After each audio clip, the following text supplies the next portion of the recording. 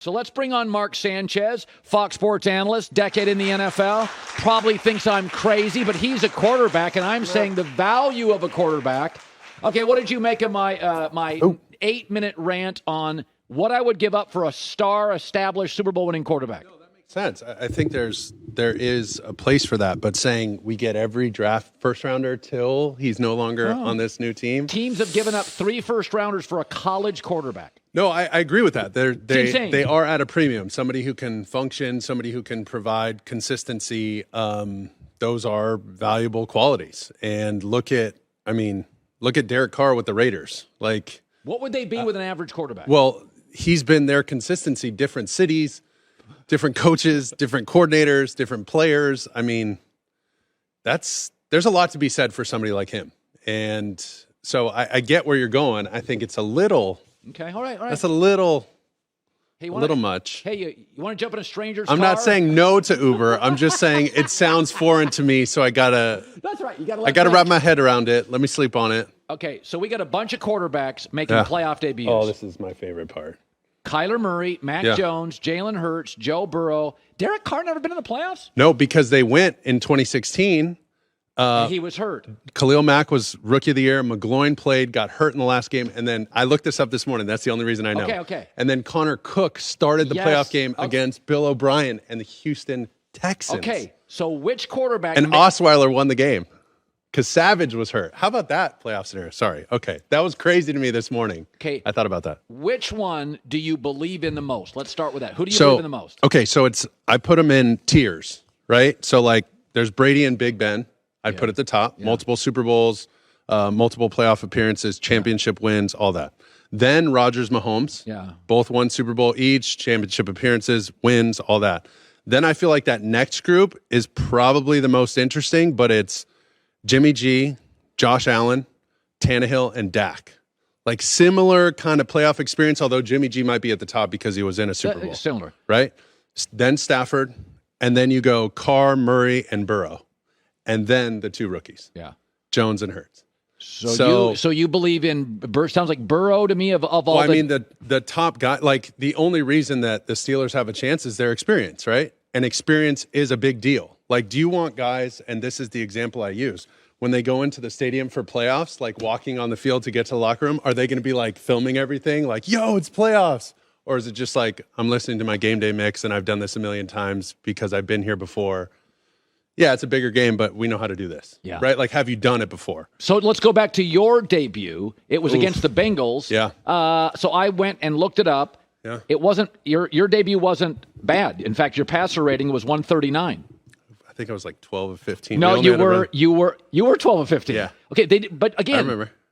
That team was run-based and defense-based. So they weren't asking you – what they were asking you to do is hit on third-down passes. You'd have to get a couple of creative third downs. That's it. So those windows are tight, baby.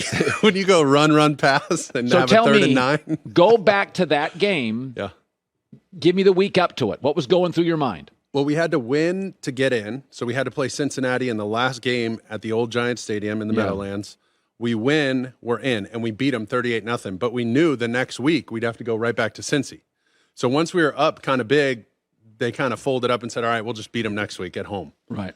So we get to that game. Leading up to it, what you don't realize is all the regional markets that don't have a team in the playoffs, their media people go cover your team because you're in the playoffs. Right. So your press conference, although it was New York and we had plenty of beat writers and stuff, it like doubled. Then you go to the divisional round and it like triples. Then you're in the championship game and you're like, whoa, this is like a college national championship seminar class with like 200 kids in it. Right, this is wild. So just little things like that, like Mahomes, Big Ben, Tom Brady, all these guys, they've done that so many times. It's nothing. You don't even think twice about it. But to me, I was like, wow, this is, every week was something new. And feeling that game, feeling the excitement, understanding what was at stake was, you're kind of in your rookie bubble, but you start to realize that. And so it's a little bit of a shock for these guys. It'll be a little bit of a shock. It's just a bigger stage. And you have to constantly remind yourself, like everything on the outside is getting bigger, but it's the same game. Field's the same size, same ball, same plays, stop worrying about it. Don't overthink it. The game is now up here on the outside, but it's the same game you've been playing since you were a kid. So the Jimmy Garoppolo thing is fascinating because, and you have a little bit of experience with this. Howie Long always says you can't have two great quarterbacks in the same room at the same time. It's hard. One takes the air out of the room. And so Garoppolo was the understudy to Brady, and Tom wanted him out. He just didn't want him around. He didn't want to hear the Jimmy G topics. He didn't want to share snaps. So Jimmy G has had his reality for the last year has been not only are you sharing snaps, but you're gone. So all of a sudden you're San Francisco. Jimmy G once again has been more than competent, actually kind of excellent in late game situations. They go to Dallas and let's say they win. You know Denver and Pittsburgh are going to call his agent. There's 9 teams without a quarterback in a bad college draft. So if you're San Francisco, do you just say, even if he won a playoff game, do you just say, cut it clean, we're all in on Trey? Or else that makes Trey's development. It jeopardizes his potential development. So potentially jeopardizes his development, rather. So do you just move, regardless if he won? I think that's probably the way you go. And it's no slight on Jimmy. It has nothing to do what Jimmy's done or not done. I just feel like we're stuck in that Progressive commercial with the parents like ready to leave the stadium right when they arrive, the insurance commercial. Right. They're like, we can't stop you from becoming your parents. And they're like, hey, we should probably leave in the third quarter so we don't hit traffic. Well, we've all we're talking about for Jimmy is like, oh, what about next year?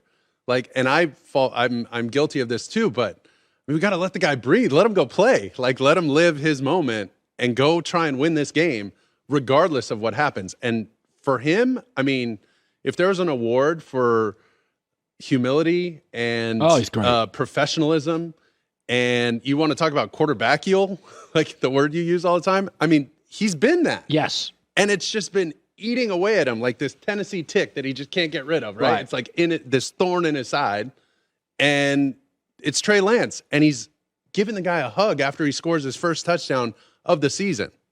Like, that is so hard to do. I said it the first broadcast of the year at Detroit. I said, that's a really hard hug to give out because you got to do it. You got to do it, but you don't want to do that. Like, that's your job.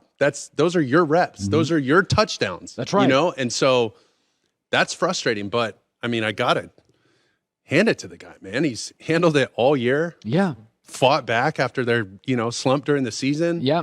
Hasn't said anything. I mean, anything even remotely sideways, like, God, this is BS. And by the way, and he has every right to, right? Mm-hmm. Like, not even sarcastically has he even said anything. Like, man, if we didn't have this guy here, maybe we could have drafted somebody to help me. Maybe we could have drafted somebody for me to block for me, to run for me, to catch the ball for me. He's never said anything. My dad said something. My late father said something. Overwhelmingly, your employment will be decided when you're not in the room. Be a good guy. Yeah. It's a prime example. Baker Mayfield, despite what Cleveland says, they're taking calls on him. They would take calls on him. Like, regardless of what you think, don't kid yourself. They'd take a call for him. That's fair. And Jimmy G, they're taking calls. If both were on the market, regardless of what you thought of them, and you asked a bunch of men running football teams, who'd you rather have? Jimmy G's behavior this year, guys would be like, hey, he may not be gifted. He may not be able to do that. But this is why acting like a grown-up matters.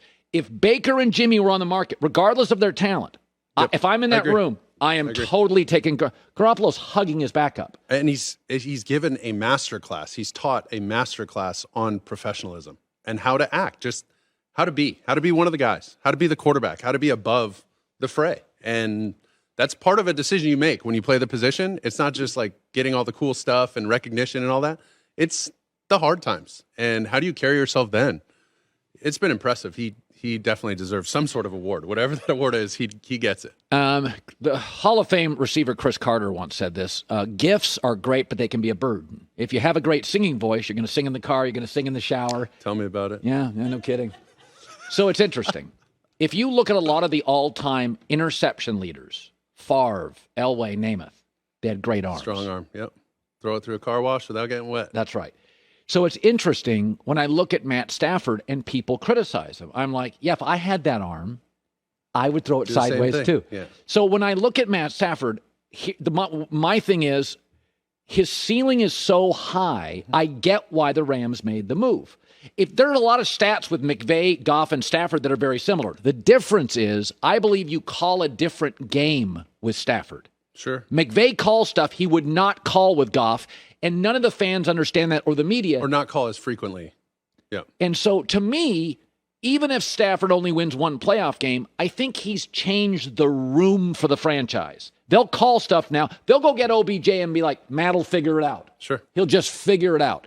Your takeaway on the criticisms of Stafford, the pick sixes, all things in on Matt. I mean, a couple of the pick sixes were just bad luck. Like one of them, I remember was. Yeah, and a couple have gotten tipped. Like, I'm not making excuses for the guy and apologizing for the guy.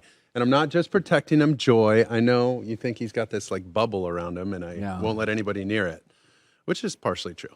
But I think, for them to make a run, he's got to clean that up, no doubt. And I think he'd be the first one to admit it. Like, yeah, I got a little sloppy with a couple things. A couple of these were compounded into disasters because they go back and give points immediately to the other team. So, sure. Does he get a lot of criticism for that? Yes. But it's the first year in LA. It's not Detroit anymore, right? It's just a different animal. So if he went to Jacksonville this year, it wouldn't be as bad. If he went to, another market, it's just not the same. So if you're going to be here and you have a couple bad games in a row, I mean, look at LeBron. This is a big market. He gets criticized every single day. So that's just the nature of being here in LA. But I think the most important thing is if he can eliminate just a couple of those things, and they're completely fixable. They're either a bad decision or just a missed throw. Now, if he didn't have the talent, that's one thing. He's overflowing with talent. So it's just honing that in. And I say this all the time, but it's a Jerry Madelon thing, but I'd rather say whoa than sick him, right? I'd rather have all that talent and dial it back a little bit than say, oh man, I don't know if he's got it. Really go get him. That's hard. And I feel like that might have been the situation they were in before. Now they have all this talent, and Matt's going to go sling it, and then you just dial it back one or two clicks. Finally, Mark Sanchez joining us. There's a bunch of job openings. Jacksonville, Miami, shockingly, Giants, Denver, Raiders, Vikings, Bears. Is there one you look at and you go, boy, that's a tasty job opening? I did the same thing, kind of like tiers or ranked them a little bit, but I feel like Minnesota, great division, especially if Rodgers leaves. Come on now. Great facilities, great fan base. Decent roster, playmakers. Loaded roster. I mean, they got some players. That's your starting point? Come on, let's go. There's a lot of places that don't look as good as that. Yeah. Kirk for a year is a massive cap hit. Now, you could figure out something on this contract. He is certainly a capable quarterback. More than capable. I mean, they should have been a playoff team. Like, that's really too bad. So then you get, listen, I think the Giants, I know what Peter King said about the cap. I'm not taking cap into account here because I don't do the numbers like he does, and he's way smarter than me for that. But I just feel like New York is like the staple team. They have a little talent, great owner. I mean, the Duke is named after the owner, the original owner of the Giants. Like that's an iconic place to be. Huge market, but I feel like it's a little daunting for someone who's going to take their very first head coaching job. So like a Kellen Moore or Kevin O'Connell, who I think the world of offensively. It's a little much. To do it there is a lot. Like you go to Jacksonville and you're on the beach and there's plenty of time, a winnable division. Tennessee's kind of running the division right now, but you could argue that that's an aging roster. I mean, they're not going to be for the next 10 years a powerhouse there, not with the guys they have. Everybody's getting older. Right. So you have plenty of time, right? Like Urban Meyer didn't get fired because of his record. They knew they weren't going to be that good. So you got plenty of time there, a lot of runway. I mean, I like Jacksonville for that. And you get like this whole fan base in Europe. I think that's cool. Miami, tough.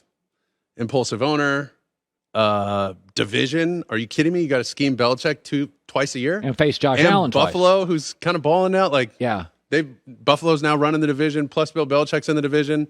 I mean, that's a month of football that you could just get your ass kicked. Yeah. So I don't know if anybody wants to sign up for that. Right. And I mean, the fan base in Miami, it's a little LA-ish unless you're in the playoffs. Like nobody really cares. Well, the job that has the best quarterback is Derek Carr, but unfortunately, I've got Mahomes twice, Herbert twice. That's the problem with that job. With Vegas, yes, is the division. It's brutal. And by the way, if Aaron goes to Denver, then the Derek Carr's arguably the fourth best quarterback in that division. And here's the issue with Denver. Awesome place, fan base, awesome. Amazing. Division's tough, but they're going to sell the team. Which owner hasn't come in and hired his own coach? That's the kicker for me in Denver, right? Like, look at Tepper. He got rid of Ron Rivera. No fault of Ron's. I mean, the team was going on a downslope, whatever. But he gets rid of Ron Rivera, hires Matt Rule. Name any owner that comes in, a new owner. Jerry Jones got rid of Tom Landry to get Jimmy Johnson. So think about it. The owner's going to want, if you buy a restaurant for $1 billion, billions of dollars, but you can't set the menu and pick your head chef, why the hell are you buying the restaurant? Right? Like, they're going to want to put their own stamp on it. And so that's my only fear for one of these coaches going there. That's a great point. They might have a real short leash. And that's, unfortunately, it's just unfair. Well, that's good stuff. We are Mark Sanchez bringing it today. Excellent work. Did you come in just for us, or are you doing other stuff today? Here, exclusively you guys. It's a good feeling. Today, at least. I'm not going to be happy with you. Today, at least. Really? No, I'm just saying that there's a lot of other things to do in Miami. Dolphins fans. Have you gotten involved in Well, they don't like me anyway. That's true. Fans don't like any of us. That's just the way it is. Hi, everybody. Thanks for watching. Subscribe here to get the latest from the show. Also, be sure to check out more of the best clips from The Herd or go watch a few segments from other shows on FS1.